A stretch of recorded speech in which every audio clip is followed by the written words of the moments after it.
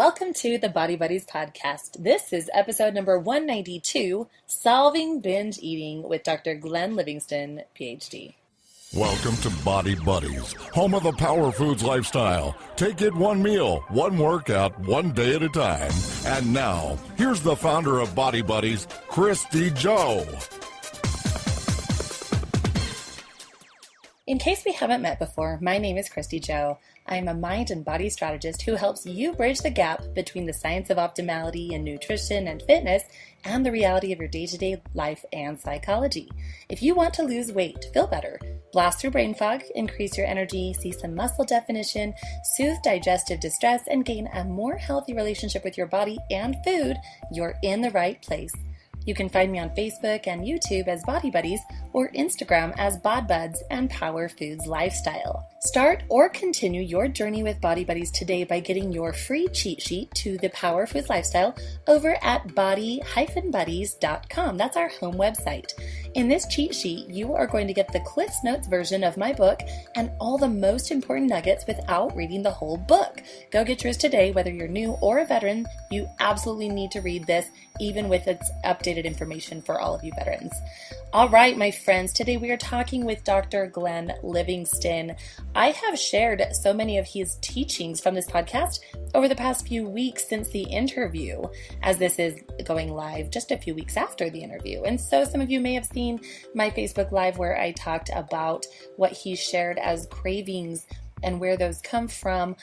Many of my one-on-one clients, we have discussed this in depth, some of my nutrition workshops.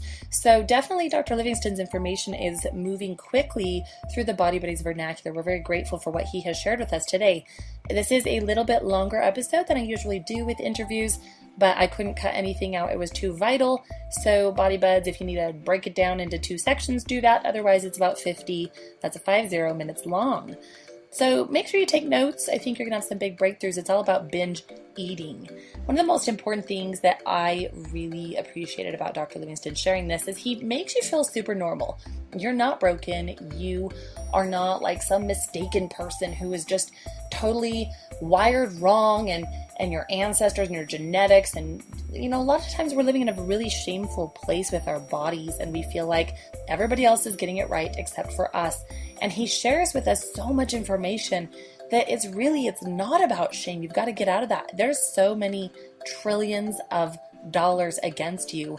And one of my favorite quotes he says is, let's turn shame into anger.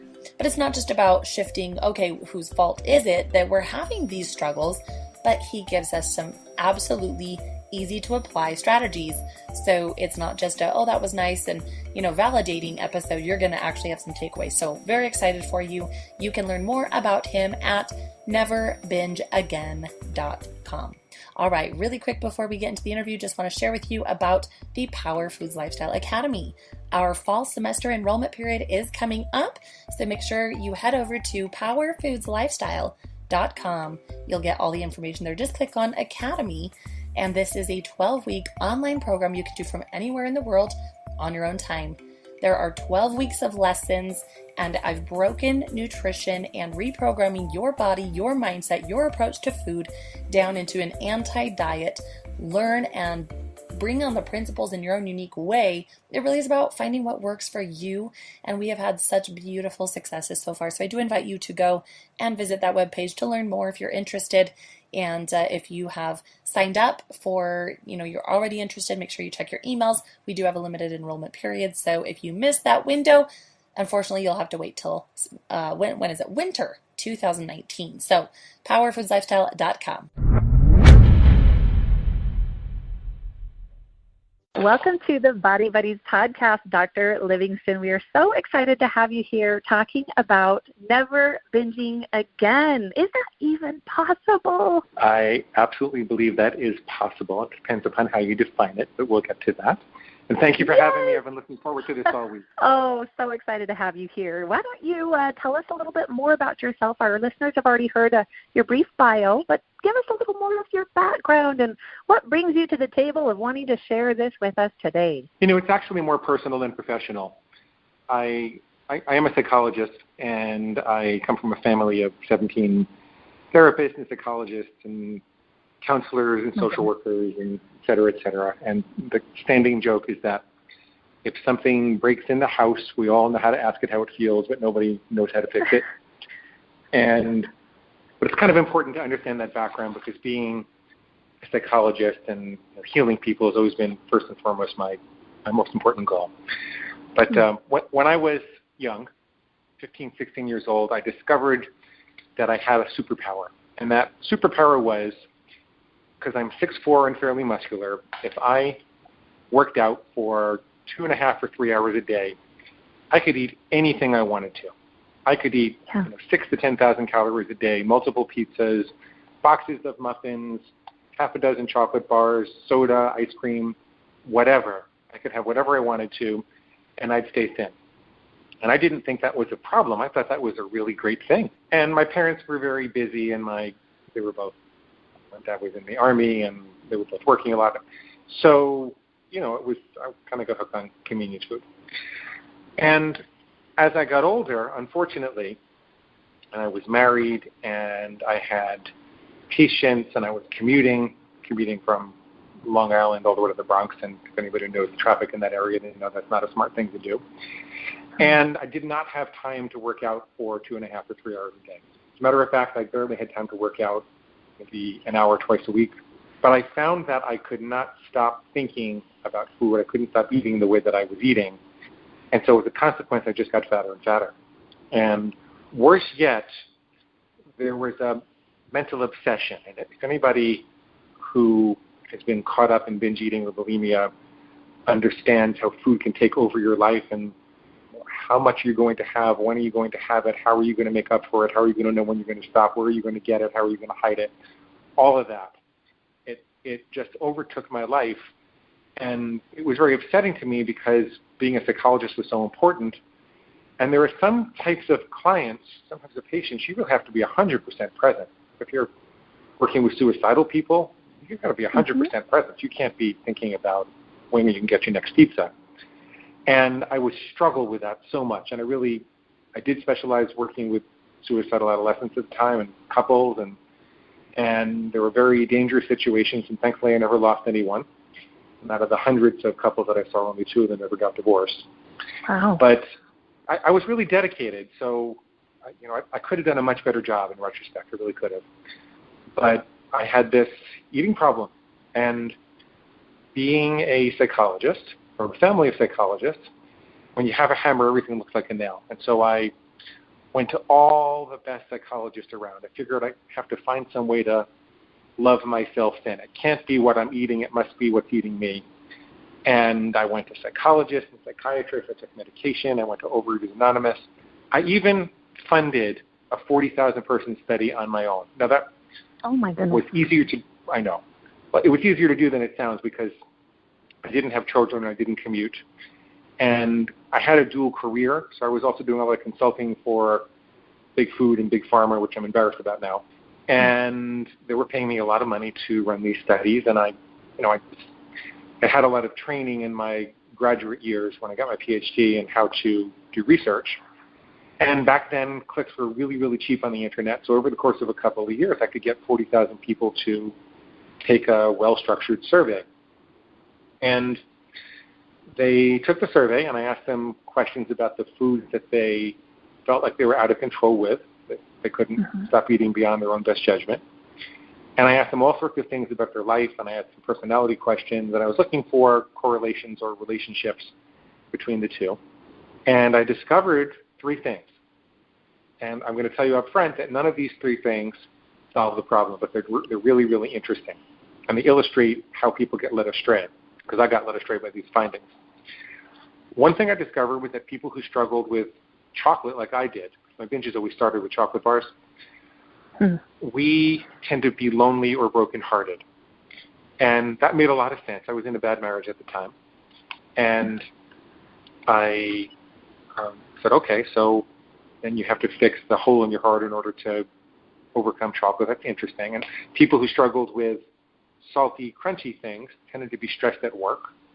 And people who struggled with soft, chewy, starchy things like pizza or pasta or bread or bagels, they tended to be stressed at home. And I thought, well, That's a really interesting diagnostic criteria, and now we know where to zero in on when you find out what food people are struggling with. But I went back and I asked my mom, because my mom is also a therapist, and she's the one that raised me with food.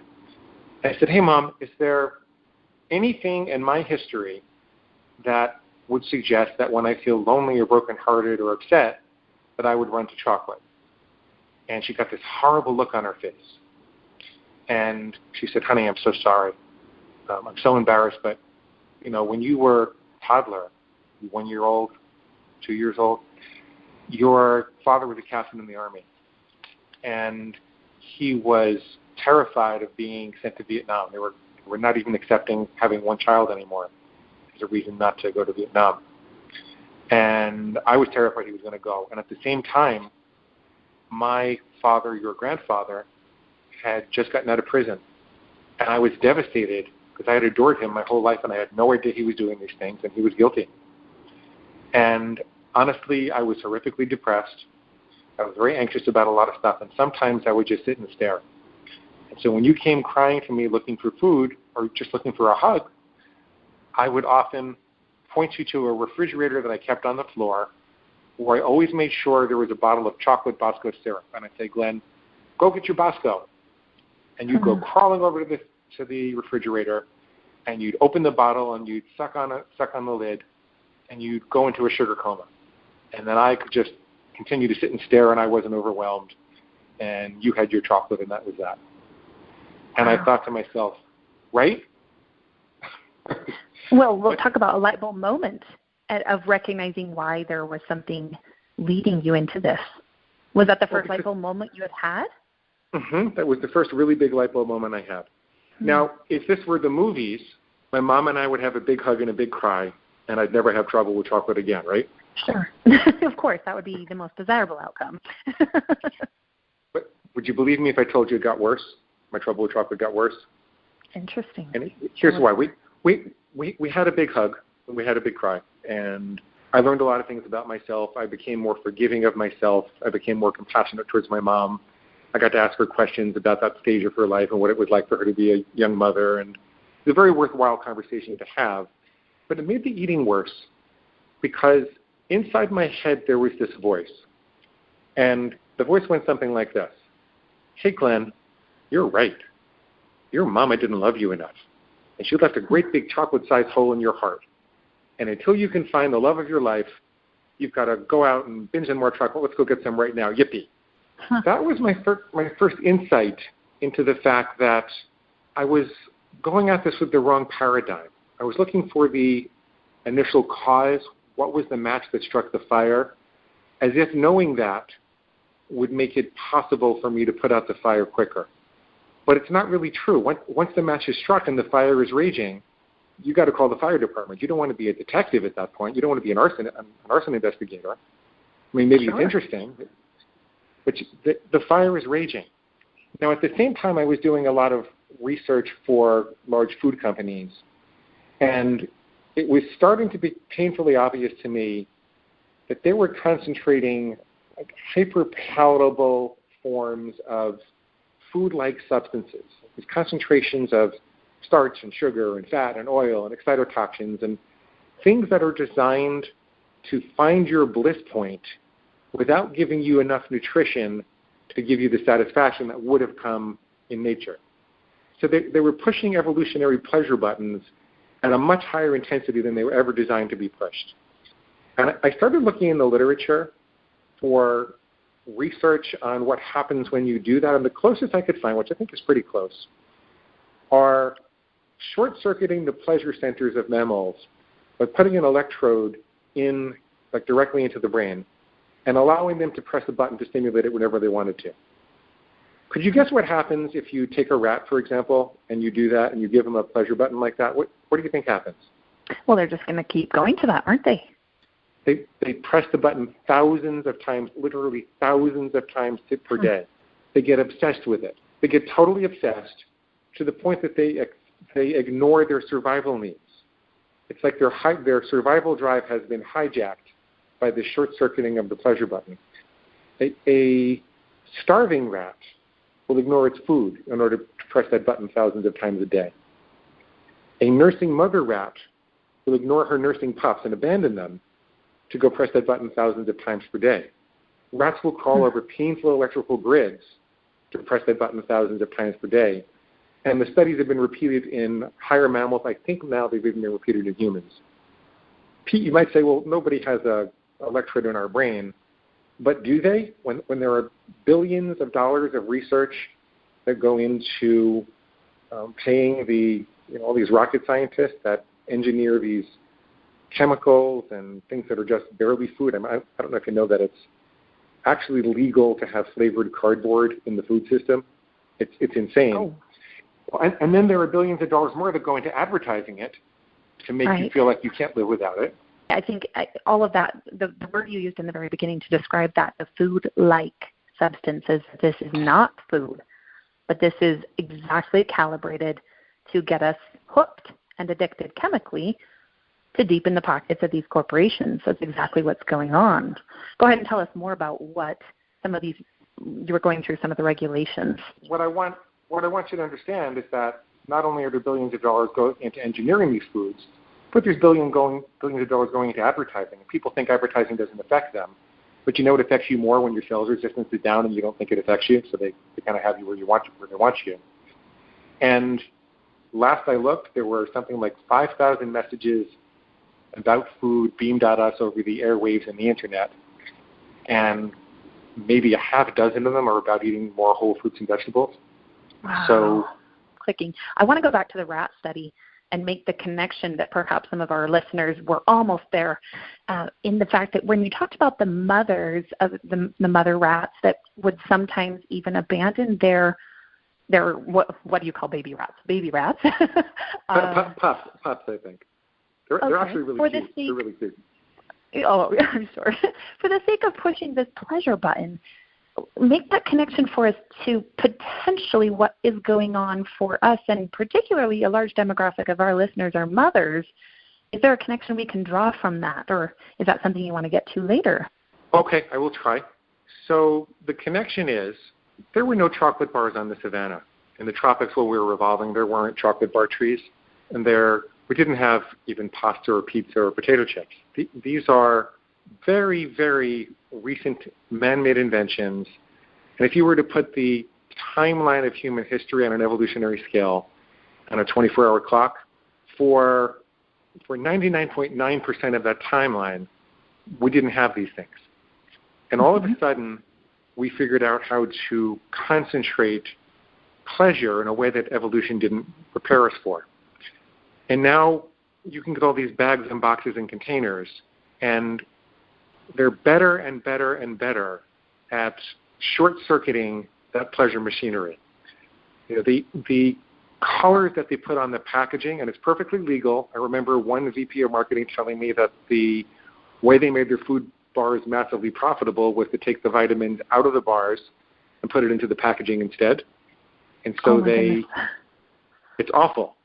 It's awful. And they mimicked all the vibrant colors of nature, because, in nature, if you have a salad with deep purple cabbage and beets and red radishes and dark green leafy vegetables and carrots, and you have a variety of very vibrant colors, there's a reason that human beings respond to colors. It signals a diversity of nutrients that are available, like antioxidants and micronutrients that we really need.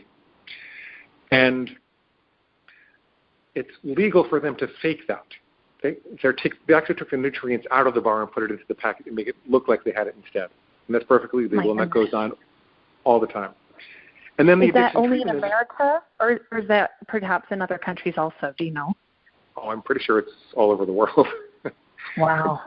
I mean, and I did some international consulting, but I'm pretty sure that's all over the world. Really are some insights there for us to look at why we're being deceived. And the last thing is that addiction treatment doesn't really work. The scientific evidence is virtually nil for the idea that it might work. So what I'm trying to get at is there's a perfect storm in our society of forces that are external to our psychology. And I spent 30 years suffering, and I'll tell you what my solution was, which is remarkably simple compared to how hard I searched for it. But we're conditioned to think that maybe we're sick if we're having trouble resisting. We should be ashamed of it. Maybe it's our ancestors' problems. Maybe it's a genetic problem. Maybe it's that we have character defects and we have to learn how to relate better to others. Maybe we just have to learn to be more mindful. And the truth is that while you're getting the message from the culture that, you're sick or it's your ancestors' problems or it's a disease, the truth is you look at what's actually happening and how could anybody resist? And there's a perfect storm of trillions of dollars against you, really. It's really, really ridiculous. And it's perfectly strategized for us. So we understand it gives us a little bit more understanding not to marinate in this feeling of helplessness. Is that what you're getting at? That we understand that there is a lot against us, and so it's not entirely our fault. A little bit more compassion? Yes. To turn some shame into anger. If you look at the face of any person who's been in the throes of compulsive eating or bulimia or even just, being 20 pounds overweight, there's a certain amount of shame that people feel because of the way that our culture looks at overeating that I don't think really belongs there. I think that shame is better to, remember the movie Network where the newscaster said, open your windows and get out and scream, I'm mad as hell and I'm not going to take it anymore. Yeah. I think that kind of needs to happen. But that's not really my role. That's not really what I'm doing. What I figured out for myself was if you were to encapsulate it really simply, you can't love yourself then. It's nurturing your inner wounded child is good. I'm still a psychologist. I still support that. Looking at the soulful, rich connections that food has to your emotions is good. I'm not sorry that I had that conversation with my mom or countless other conversations I've had or soul-searching, digging that I did because of those studies and my lifelong journey about this. But it's a separate activity, separate and apart from solving the binging problem. Solving the problem is a lot easier. Oh, we like to hear that. Say that one more time. What did you just say? I said that it's a lot easier to solve the problem in my experience than the bulk of our culture leads you to believe. And at this point, I have to make a disclaimer that I'm not speaking as a psychologist using my license. I'm speaking as a educator and a coach, and you have to make a determination for yourself whether this might be the case. It's just giving you information. Great. Because this is counter to the best practices in my profession. But although lately the studies are coming out showing that the way that we're approaching it is actually more consistent with cognitive behavioral therapy, and that seems to be showing that it is working for binge eating. Anyway. It's wonderful of you to be a trailblazer, so thank you. Thank you for being willing to do that. I'm sorry to be such a cover your A guy, but I have to. So why don't we start getting into what some of these solutions might be?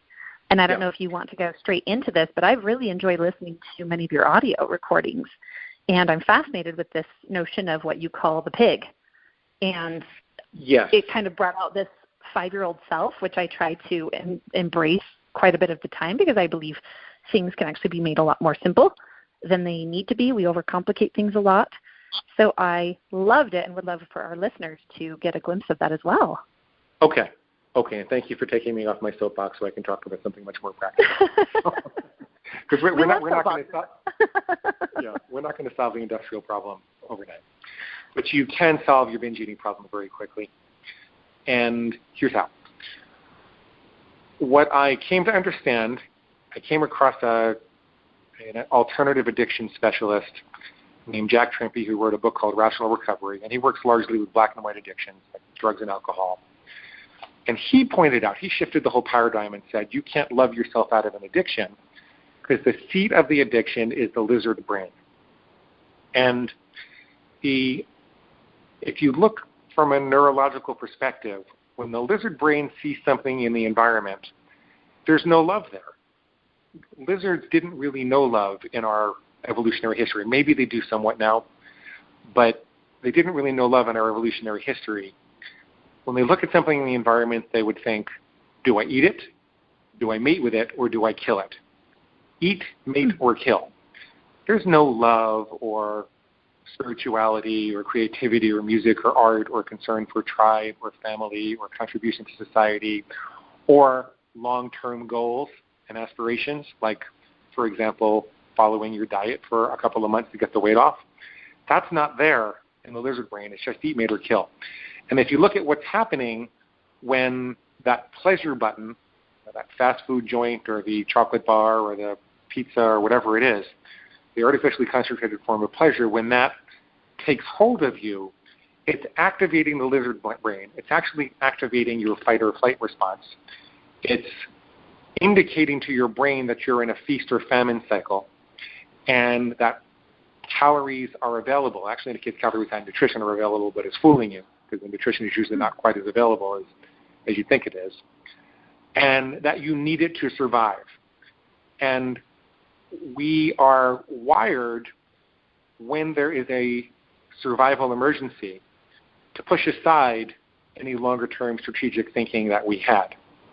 That's how our neurological system is wired. And you get all revved up, and it seems like an emergency to have that big hairy chocolate bar at Starbucks or have that piece of pizza, and then you hear these crazy things in your head that are totally inconsistent with the plans that you made.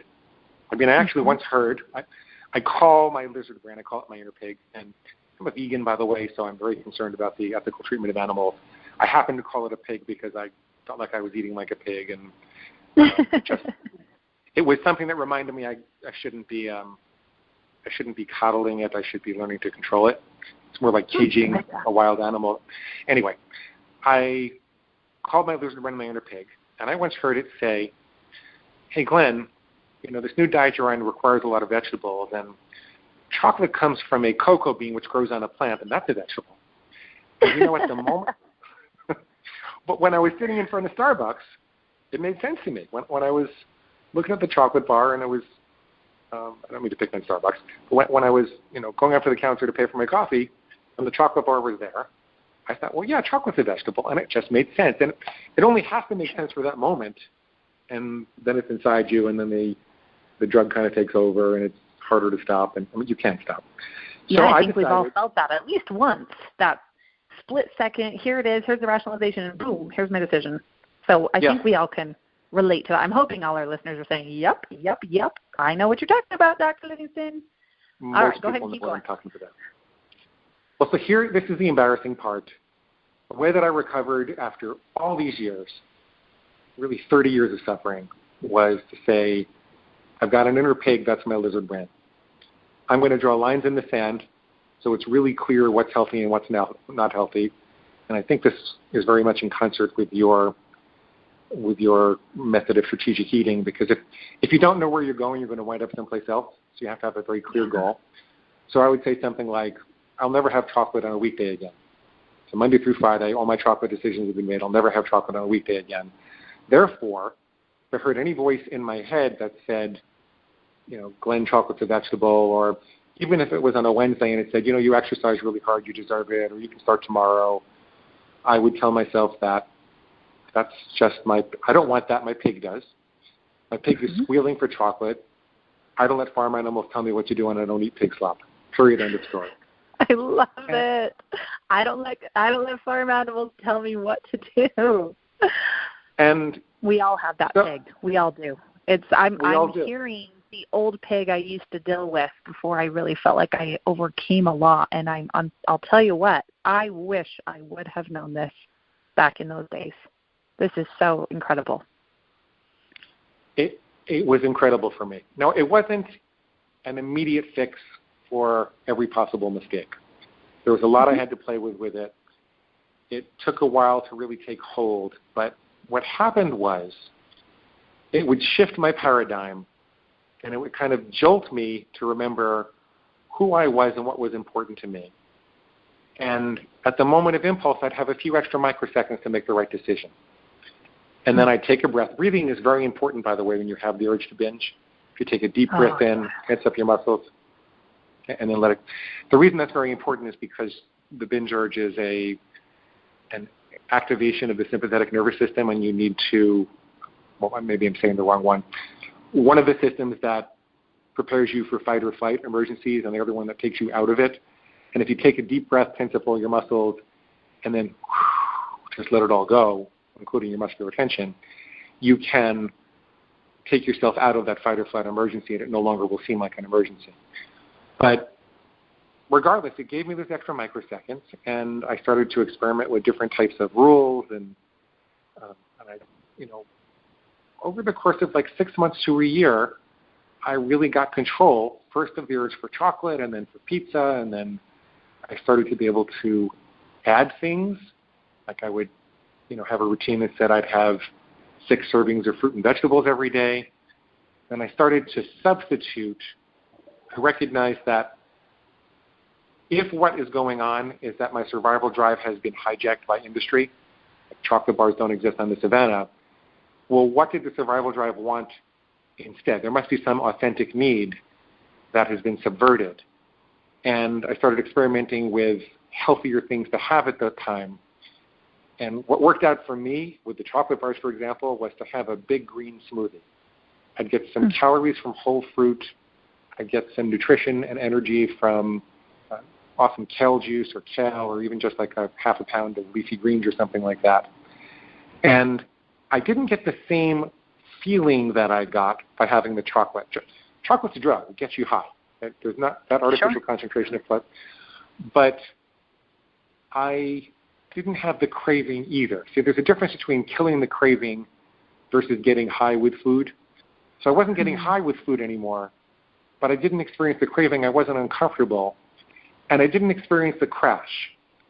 And over time, I started to crave the green smoothies more than the chocolate.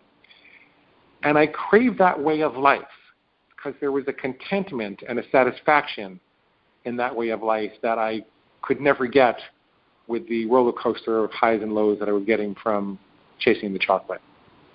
Sure. So let me ask you this. So when you first started doing that, I'm sure that having that big green smoothie wasn't your first idea in that moment of wanting chocolate, but that there perhaps was some form of either reminding yourself or making it a little more visual. Did you have any of those type of external triggers that helped remind you and jog you in that moment?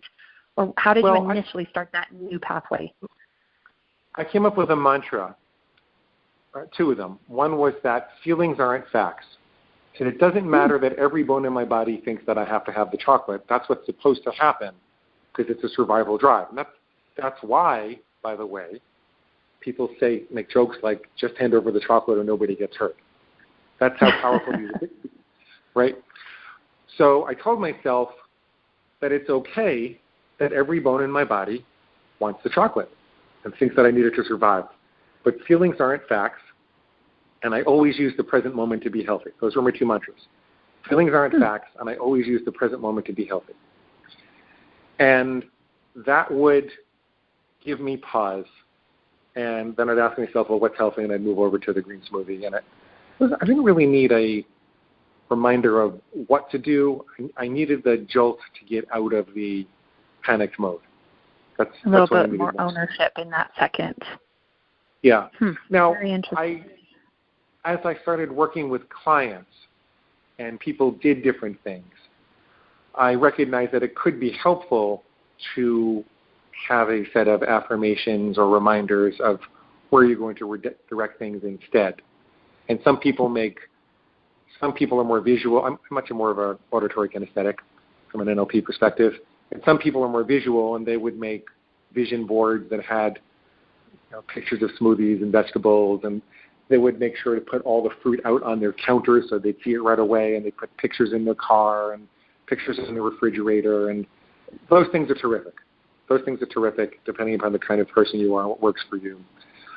I recorded affirmations in something I call a disputation, which is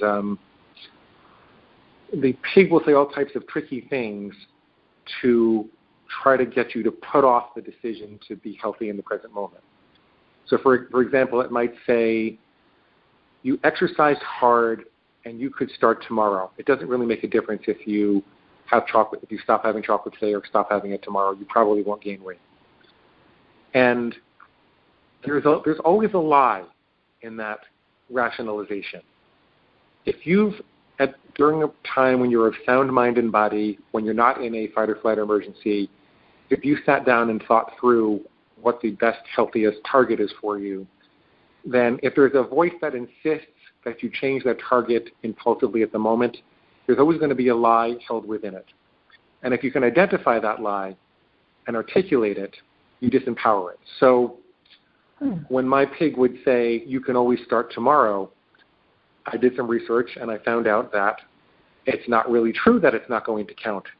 It's that it's not going to be harder if I start tomorrow. And not just that well, but it's not just that the calories count. Mm-hmm. It turns out that at every moment we are either reinforcing or extinguishing our addictions. And so when you have a craving, that's actually an opportunity. You should welcome your craving because it's an opportunity to start to extinguish the craving. If you have a craving and you can say feelings aren't facts and you have that green smoothie now, it will be easier to deal with that craving tomorrow. That craving will be correspondingly weaker.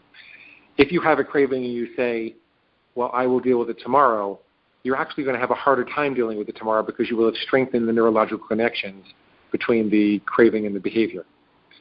So, it's the principle of neuroplasticity. What fires together wires together.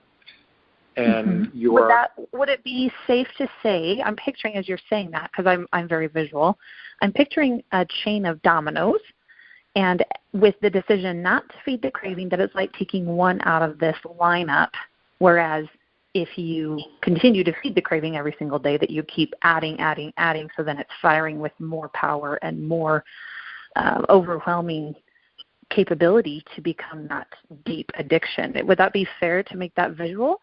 Or how would you adjust that? Okay. That would be very fair. I like that. Well, that's because you described it. That just popped in my mind. I've never said that before, so thank you. Well, can we go ahead and round into, I do want to touch briefly on your 4 categories of rules, because you've got a very simple system in creating your own food plan, and I would love to hear you share that, and then we can go into where our listeners can learn more about your book and about your methods, because they're brilliant. Well, thank you very much. It's very important that you create your own rules. I'm not going to tell you how to eat, and I know that Christy is very diet agnostic, and she's got some minimal set of criteria, but she wants you to choose your own food plan. And that's really important, because if you don't, you're giving your pig ammunition to say, well, there's something wrong with this diet. We're going to have to go find another one. And people go diet shopping, and they hop from diet to diet thinking the grass is greener on the other side. And the grass isn't greener on the other side. It's greener where it's watered. And at this point in your life, if you're listening to this and you're putting enough effort in to try to figure this out, you probably know what a healthy day is versus a not healthy day, and you can define it. So the 4 categories of rules that I give you to suggest to get you started are nevers. Those are things that you'll never do again. Always. Those are things that you'll always do. Conditionals. Those are things that you'll do under certain conditions, like I'll only ever eat pretzels at a Major League Baseball park, or I'll only have chocolate on the weekends.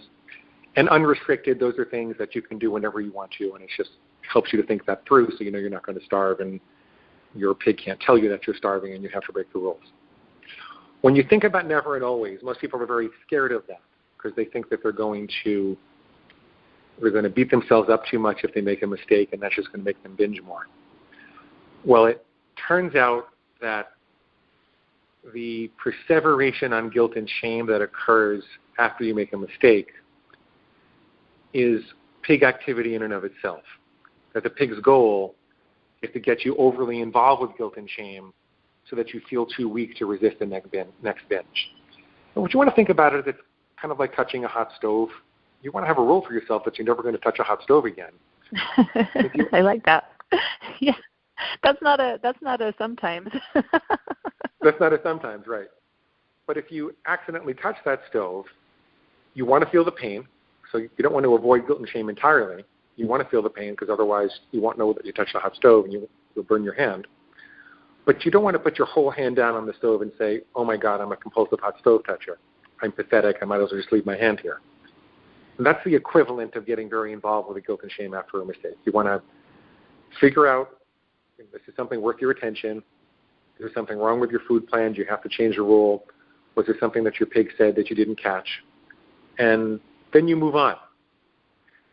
Saying never, you say it as if it were set in stone, even though it's not. It's the same way that you talk to a 2-year-old. Say, hey, little Sarah, you can never, ever, ever, ever, ever, ever cross the street without holding my hand.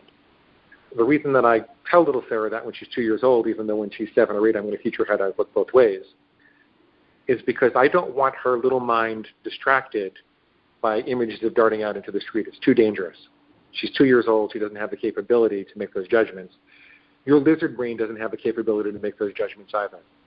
So you present it to your lizard brain, to your pig, as if it were set in stone, but you can always change it later on if you want to, using your intellect and your best thinking. So now, how would we go into the conditionals just a little bit more as I'm thinking, okay, what about for even myself? I mean, are there any categories of situations that make it conditional, or how could we further define that? Well, most people require a few conditionals for restaurants or holidays or birthdays or time with family. The typical progression of people who never binge again is they will experiment with a couple of rules.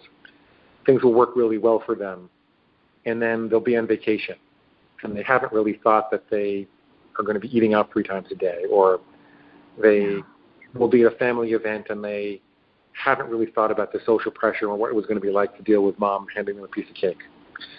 And a lot of people want to make a conditional where they say, I can have one dessert at a family event 4 times a year on Christmas, New Year's, Thanksgiving, and Moga Moga Day, whatever it is.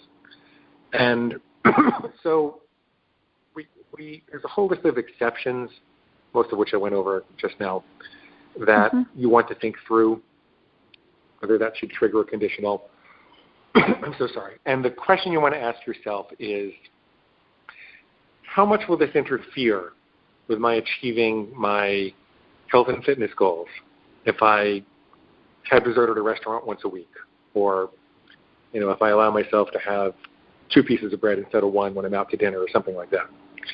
Yeah. And for some people, never is a lot easier than sometimes. I was talking about only having chocolate on the weekends.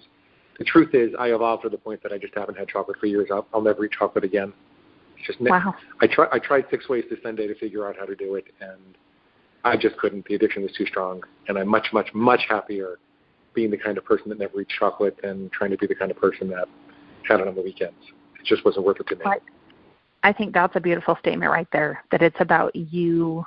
You learned what was right for you, and you let yourself define that path instead of trying to adhere to all these other suggestions, or this is how it's supposed to be, and you listened, you knew what you were against, and now you keep going one day at a time, and here you are a few years later.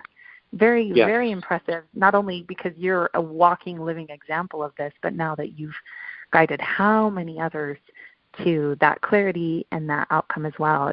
It's beautiful. And so hoping that our listeners are recognizing there's hope. Absolutely. And it's great. Get excited about it, because we sometimes sit there, and I like what you said, when people who are listening to this are obviously trying to find some solutions. They're trying to get to the heart of it. And so cheer up. Time to step forward, and now let's let them know where they can find more of you online or wherever else you'd like to send them. Sure. Well, you can get everything at neverbingeagain.com. And if you click on the big red free bonus button, free reader bonuses, and you sign up for that list, you'll get a copy of the book in Kindle, Nook, or PDF format for free. You will also get a set of food plan starter templates. So I put a lot of thought into how someone who was on a low carb versus high carb versus paleo versus macrobiotic versus vegan versus point counting versus calorie counting, we looked at a dozen most popular dietary philosophies, and we created some starter templates to help you to see the kind of rule that people might use to move that forward. And there's a bunch of worksheets to help you figure out what your biggest trigger foods might be. And that's all at neverbingeagain.com. Click the big red free reader button. The other thing you'll get when you get that, which might be the most valuable, is a series of recorded coaching sessions. And in the coaching sessions, you can see how compassionate and sane this actually is. It sounds pretty crazy. There's this sophisticated psychologist that gets up on the radio and says, well, I have a pig inside me and you've got one inside you too. It sounds really harsh. It sounds pretty crazy. The pig is not part of your identity. This is actually a very compassionate philosophy. This is something that will help you to feel better about yourself. When people do this, they feel better about themselves, not worse about themselves. You don't have to call it a pig if you don't want to. You can call it your inner food demon or your junkyard dog or what. As long as it's not a pet that you want to nurture. It's more like your bladder. It's this thing inside you that you have to live with. You can't get rid of your bladder. And you have to direct where the biological impulses that it generates, how those are expressed. Just be more careful about where they're expressed. It's the same thing. It's a biological phenomenon. It's not your identity. It's just a bodily organ. And you can get all of this at neverbingeagain.com. Click on the big red free button, and you're good to go. Great. And we will definitely link that up in the show notes. So those of our listeners who are on your smartphone, just tap your screen, and you will find a link that will take you right there. You don't even have to blink. So, well, you may have to blink. I don't know. Hopefully we're not all blinking every millisecond. Anyhow, Dr. Livingston, thank you so much for your time, your insights. We definitely appreciate it. I'm here to help anytime. Thanks for listening. If you enjoyed this episode, please leave us a review on iTunes. You can learn more about Body Buddies and Power Foods Lifestyle by going to www.body-buddies.com, BODY-BUDDIES.com, and powerfoodslifestyle.com. That's www.powerfoodslifestyle.com. Information in this episode is provided for informational purposes and is not meant to substitute the advice provided by your own physician or other medical professional. Information and statements regarding dietary supplements have not been evaluated by the Food and Drug Administration and are not intended to diagnose, treat, cure, or prevent any disease.